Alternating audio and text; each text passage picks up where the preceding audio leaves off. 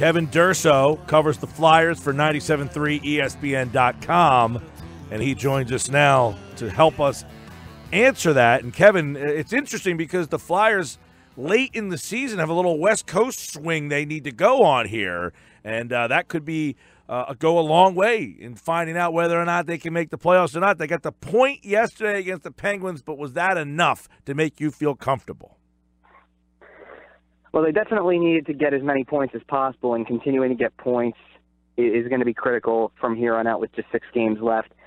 Getting the point yesterday was big. It was good to see them show a level of effort in getting that game tied in the final minute, especially after a third period that was really a struggle for them to get any pressure established. But is it enough? It's not going to be enough for them to just get 1 point constantly. The goal is, as you hear the team say so much, 2 points. You need to get a big 2 points, and that's what it's going to take down the stretch here in these final 6 games. They are going to start to see the schedule break a little bit. This West Coast trip is certainly going to be a little bit difficult. You've got Dallas, who is clinging to playoff life at this point and riding a very rough 8-game losing streak right now, and then Colorado, who's currently holding a playoff spot. And then after their game against Boston, 3 games that should be pretty winnable, quite frankly, just because of the fact that there are 3 teams that are going to be out of the playoff picture, and that might be what truly determines whether or not the Flyers make the playoffs or not. Kevin, it's every year, the goaltending situation. They went with Lyon yesterday. They had to pull him. They went with Mrazek. They're going back and forth. It seems like Hackstall's putting names in a hat and just picking one and hoping he gets the right answer. What is the right answer in goal? Right now, my guess is about as good as Dave Hackstall's at this point, just because it doesn't seem like they're getting results from either. I certainly feel like, as Alex Lyon got pulled yesterday, just in the sense that it was only a 3-2 game at that point, but it was 2 quick goals to start the second period.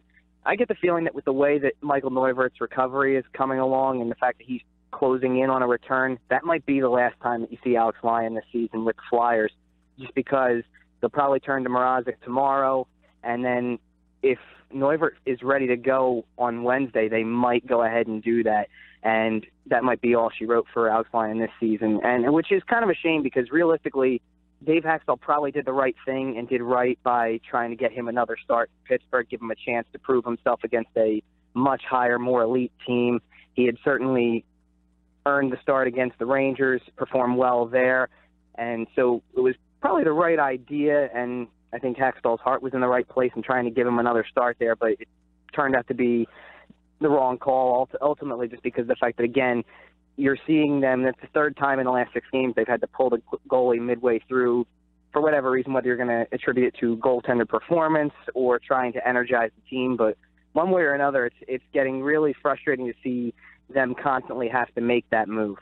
Yeah, Kevin, do you think Lyon was the right guy to go with in a game yesterday of that magnitude? I mean, because when they traded for Mrazek, they said, we're going to go with this guy most of the way down the stretch. Do you think Hack was trying to be a little too fine there? I mean, his answer was interesting after he pulled him, too. Yeah, I mean, I think that based on the way that the Ranger game went, that was where it was starting to tilt in Lyon's favor to get the extra start, and mainly because of the fact that for Mrazek, to have him get pulled in Detroit the way that it happened, and realistically, Lyon had won the previous 2 games for you, or 2 of the previous 3, and the team had won 3 of 4. And to see Lyon come in relief of Mrazek again in Detroit and basically almost will them to a point there as well. He gets the extra start against the Rangers. They get 2 points out of that. It was kind of just trying to keep the line moving because one thing that Dave Hackstall does, it's a trend of his, is just going with the goalie that's giving results. And at the time, yeah, Alex Lyon was giving you the result you were looking for team-wide. It wasn't anything that says that Alex Lyon is a number 1 starter or an elite goaltender or anything like that, but you were looking for quality. So I think that that's where Dave Hackstall's mindset was going into the Pittsburgh game. Obviously, that's the whole reason that Ron Hextall traded for Peter Mrazek, but the results recently for Mrazek just weren't there. They were for Lyon, and I think it was just an intention of trying to use a guy who was getting results and it backfired. Yeah, for sure. that was the second part of that question, is that in the trade for Mrazek, that was supposed to signal to the rest of the team, hey, we're going for this, but then they don't even use him. Yeah, I can see where that comes in, because that was the whole purpose of making a trade. You could have just as easily looked at the injury to Neuvirth following the injury to Brian Elliott and kind of just thrown your hands up in the air and went, well, we have no choice but to go with what we have internally. And that would have been Lyon and probably somebody like Dustin Tokarski, who was playing with Lehigh Valley. And in that sense, that kind of also is an indication to the rest of the team that maybe they're not going for it this year and they're not trying to make the playoffs. So it was it's a lot of mixed signals in that sense, because you're trying to make a move at the deadline that says we're going for the playoffs. We're rewarding this team for a really good month of February and the push back from a 10-game losing streak earlier in the year.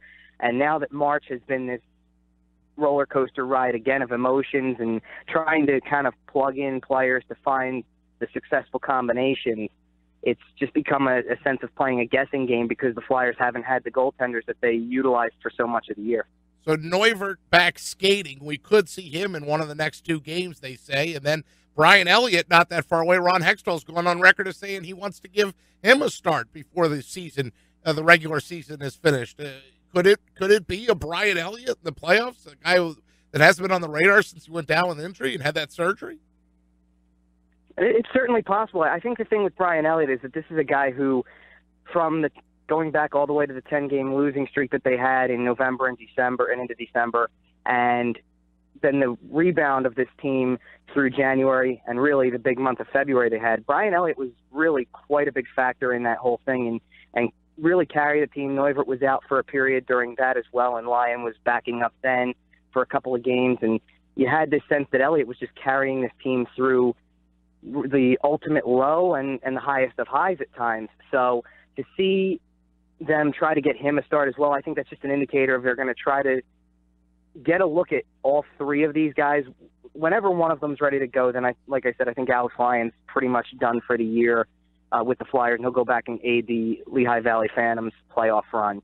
But to get a look at all three, just to try to pick the best one to make you the most competitive in a playoff series, and it will just come down to whoever's the most healthy and whoever's performing the best, and kind of going off of the whole track record of the year as well, because I think that's why Brian Elliott's going to earn a look here, just because throughout the year he's been really as consistent as you can ask for a team that hasn't really had a lot of consistency in goal at all for several seasons. And he certainly proved to be the most durable throughout most of the year up until this last injury. At least he was carrying his end of that deal and handling a tough workload too, because there were stretches where he started 8, 9, 10 games in a row. So that's what I think the Flyers are looking to get back.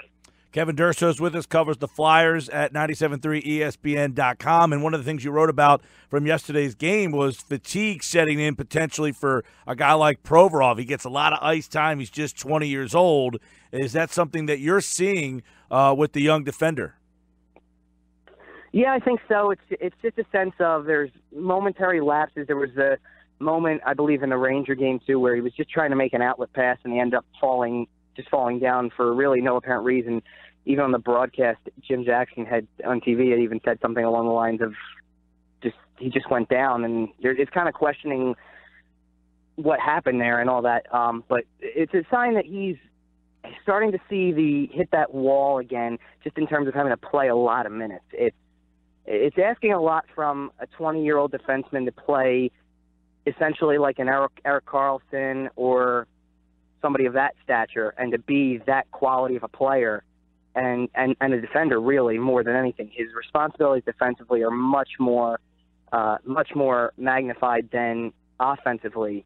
And to see him have to handle 20 to 25 minutes a night, especially penalty killing, things of that nature, it just seems like it's all starting to set in for him, and having done it for 75, 76 games now, it's really starting to set in just terms of little lapses, little mistakes that are just coming back. And I think it's a quality of the team as well at this point, that in this state, the little mistakes are finding their way into the back of the net. But Provorov's mistakes are becoming even more magnified as well. And he's been, for a good stretch of the year, he's been fairly mistake-free and as solid as it gets, but you're starting to see more and more mistakes as the season comes to a close. Of course, Kevin, on the plus side with the defenseman, you get a couple goals from your defensive core yesterday, Travis Sanheim and Brandon Manning. Anytime you get multiple goals from the D-man position, you usually feel like you're in good shape. Yeah, and that's been a common theme for the entire season. The 2 goals yesterday brought their total for the season to 46 goals from defensemen, which is second in the league to Nashville. At the time of the Flyers' 2 goals, Nashville had 49. I believe they got 1 more last night in their game in Winnipeg. So I think they're up to 50 now. But still, to be that high in the league and to have goals coming from many different outlets at this point. You've gotten double-digit goals from Provorov and from Shane Gostisbehere, and quite honestly, with the type of shot that Travis Sanheim showed yesterday, it wouldn't have been a shock that if he had been up for longer in the season that he might be pushing 10 goals or at least be well above the 2 that he has, obviously, and getting more playing time at this level. But even to get goals, they're up to 7 from Brandon Manning. They've even getting goals from Radko Gudas and guys of that nature, Andrew McDonald, players like that too. So it comes from all different sources, and it really has been a balanced effort from the Flyers blue line on the offensive side. And that was one of the things I liked about their game yesterday was the willingness to activate defensively. And they kind of got away from it as Pittsburgh started to push back, but that's something to keep an eye on as the last few games come and go and into the playoffs should they make it. Just because I think that the way that they've activated their defense on the offensive side and tried to get them up on the rush and utilizing them in that way has been a big benefit to their offensive production. So the Flyers, they're in a situation, too, where they've got to get these points, 6 games left. But my question to you then, coming down the stretch about them, is they come out, they get swept by Pittsburgh, and they come out after the game and say, no, we think we match up good against them in the playoffs. Are they watching different games than I'm watching? Possibly in some areas, I think so for sure. I thought that yesterday was a much better showing for them. Mainly from the start, they came out with a much stronger start against Pittsburgh. They didn't look overwhelmed by the matchup on the ice like they did 2 weeks earlier. I thought that the game in Philadelphia 2 weeks earlier was just a complete mismatch in terms of matchups.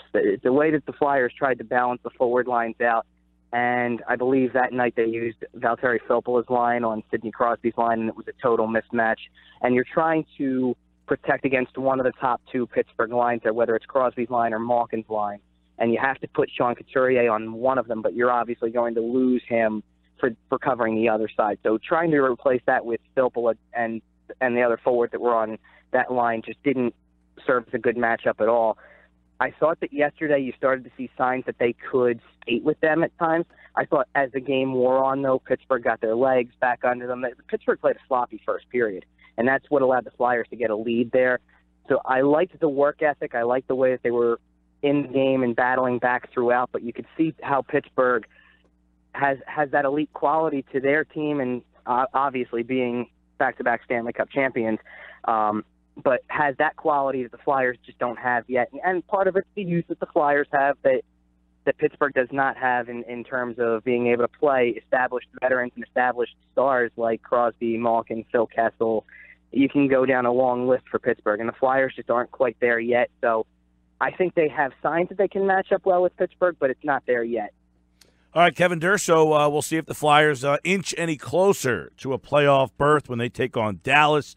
8:30 tomorrow night. Then they're in Colorado to take on the Avalanche and hopefully can secure those much-needed points at this stage of the season. And you can follow Kevin's coverage of the Flyers on our website, 973ESPN.com. Follow him on Twitter at Kevin_Durso. Kevin, take care, pal. Thanks, guys.